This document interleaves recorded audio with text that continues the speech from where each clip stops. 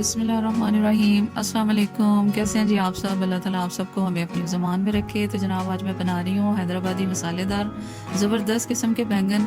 Recipe नहायत शानदार होने वाली है, तो आप एंड तक मेरे साथ रहिए और आप भी ट्राई कीजिए। इंशाल्लाह बहुत ही मज़े के बनेंगे, पराठे के साथ, चावल के साथ। नहायत ही शानदार किस्म की ये रेसिपी है माशाल्लाह से।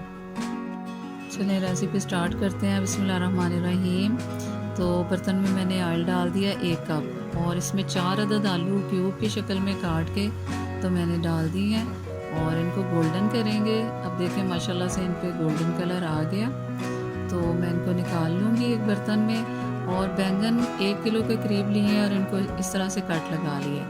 उसी ऑयल में मैं अब सारे बैंगन जो हैं वो चारों तरफ से अच्छी तरह से फ्राई करूँगी, और जैसे ये फ्राई हो जाएंगे तो मैं इनको भी इस ऑयल में से निकाल लूँगी। तो यहाँ पर देखिए बैंगन माशाल्लाह से बहुत अच्छी तरह से फ्राई हो गए हैं और मैं इनको निकाल चुकी हूँ। इसी ऑयल में 2 अदद प्याज स्लाइस में कटे हुए वो भी मैंने इसमें डाल दिए हैं। और प्याज पे देखें माशाल्लाह से हल्का सा गोल्डन कलर आ गया, और इसके अंदर पिसा हुआ लहसुन 1 टेबल स्पून पानी शामिल करके वो मैंने इसमें डाल दी है।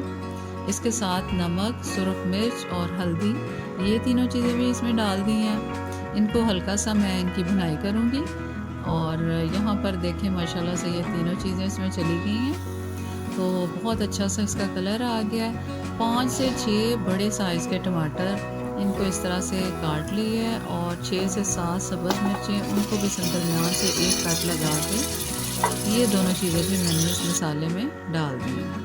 अब मसाले को हल्का सा मैं भूनूंगी, और इनके अंदर जो खुश्क मसाले जाएंगे वो है जी 2 टेबल स्पून तिल, 2 टेबल स्पून खोपरा, 1 टेबल स्पून साबुत धनिया।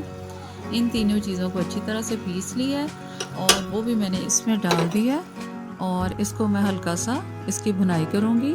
और इसके साथ जो मैंने बैंगन और आलू फ्राई करके रखे थे उनको एक कढ़ाई में इस तरह से सेट करना है कि पहले मैंने नीचे बैंगन रख दिए हैं और उसके ऊपर आलू भी सेट कर दिए हैं। और ये सारा तैयार मसाला अब इसके ऊपर मैंने डाल दिया, और बहुत ही थोड़ा सा पानी भी इसमें शामिल किया ताकि बैंगन जो है वो नीचे से जल ना जाए। और यहाँ पर मैं 10 मिनट के लिए इसको कवर करके पकने के लिए छोड़ दूँगी।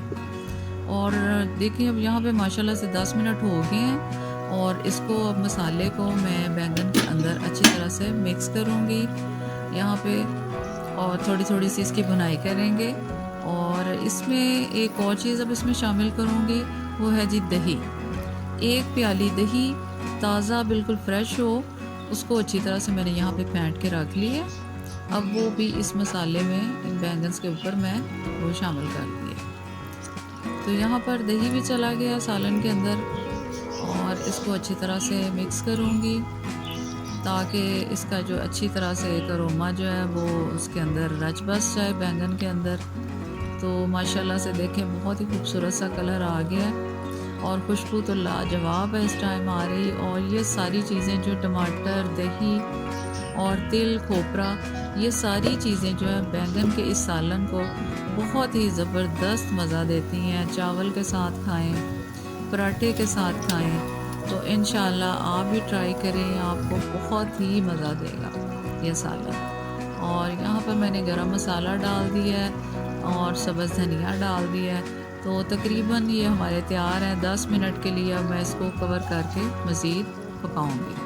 ये ज़बरदस्त मसालेदार बैंगन हमारे तैयार हो गए हैं, और मैंने इसको डिश आउट कर दिया। बहुत ही ज़बरदस्त खुशबू आ रही है माशाल्लाह से। तो इस मौका पर आपको मेरी रेसिपी ज़रा भी पसंद आ रही हैं तो प्लीज़ मुझे सपोर्ट करने के लिए मेरे चैनल को सब्सक्राइब कीजिए, वीडियो लाइक कीजिए, शेयर कीजिए। मुझे दुआओं में याद रखिए। अल्लाह हाफिज़।